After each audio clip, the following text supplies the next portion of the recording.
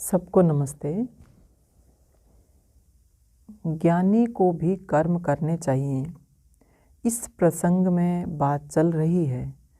तो अर्जुन के सामने योगीराज श्री कृष्ण से कोई बड़ा उदाहरण नहीं हो सकता, क्योंकि योगेश्वर श्री कृष्ण अपने बारे में कह रहे हैं कि ना मे पार्था अस्ति कर्तव्यम त्रिषु लोकेषु किंचन नान वाप्तम वाप्तव्यम व्रत एव च कर्मणि।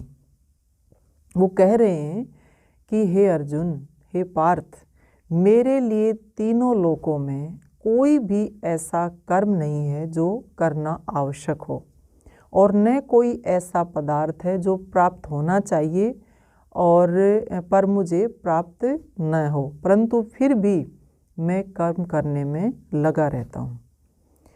योगीराज श्री कृष्ण ने अपनी अवस्था को बताते हुए अर्जुन के सामने क्या कहा है कि तीनों लोकों में ऐसा कोई भी कर्म नहीं है जो मेरे लिए करना आवश्यक हो, और न कोई ऐसा पदार्थ है कि जिसकी मुझे आवश्यकता है, और अगर मुझे आवश्यकता हो तो ऐसा कोई पदार्थ मेरे से दूर भी नहीं है जो मुझे प्राप्त नहीं है। तो इतना ज़्यादा आत्मतृप्त जो है कृष्ण का जीवन है, परंतु फिर भी वो कह रहे हैं कि फिर भी मेरे को देखो, मैं भी कर्म कर रहा हूँ।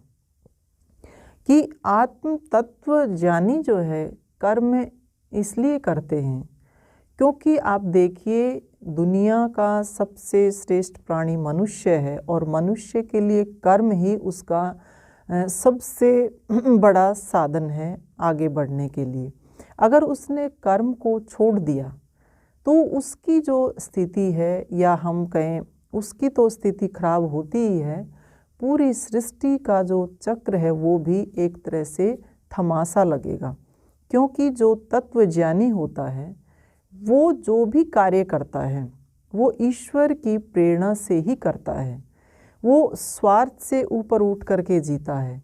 मैं और मेरे का भाव उसके अंदर होता नहीं है, और किसी भी प्रकार की संसार में जितने भी पदार्थ हैं कोई भी कामना उनके प्रति होती नहीं है।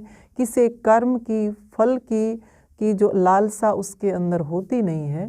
तो जब ऐसा व्यक्ति जो इन चीज़ों से ऊपर उठ करके जीता है और फिर भी वो निरंतर लगातार कर्म करता रहता है, तो हमें भी ये प्रेरणा लेनी चाहिए कि हमें कैसा कर्म करना। सबसे मुख्य बात यही है कि कर्म को हम किस प्रकार से पवित्र बनाते चले जाएं।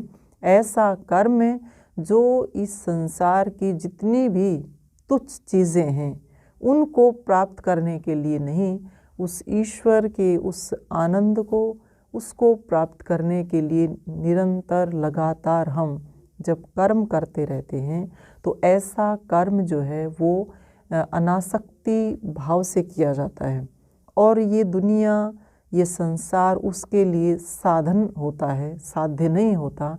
और साधन मान करके जब कर्म होता है तो सबसे ज़्यादा जो ध्यान होता है वो इसी बात के लिए होता है कि जो मेरे साधन हैं वो कितने पवित्र हैं। साधन जितने पवित्र होते हैं, जितनी पवित्रता होती है उनके अंदर, उतना ही ज़्यादा एक व्यक्ति का जो है वो उसके आत्मा की उन्नति, आत्म तत्व, आत्मबोध जो है उसको निरंतर होता चला जाता है। तो कर्म को छोड़ना किसी भी प्रकार से हमारे लिए संभव नहीं है।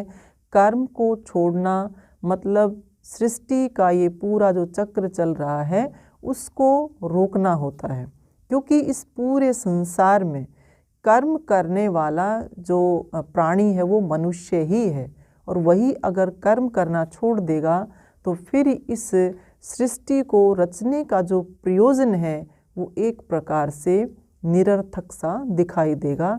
तो कर्म के लिए जो है योगीराज कृष्ण अपना उदाहरण दे करके अर्जुन को कह रहे हैं कि सब कुछ पाने के बाद भी मैं भी निरंतर कर्मरत रहता हूँ, इसलिए तेरे को भी कर्तव्य कर्म करते हुए आगे बढ़ना चाहिए।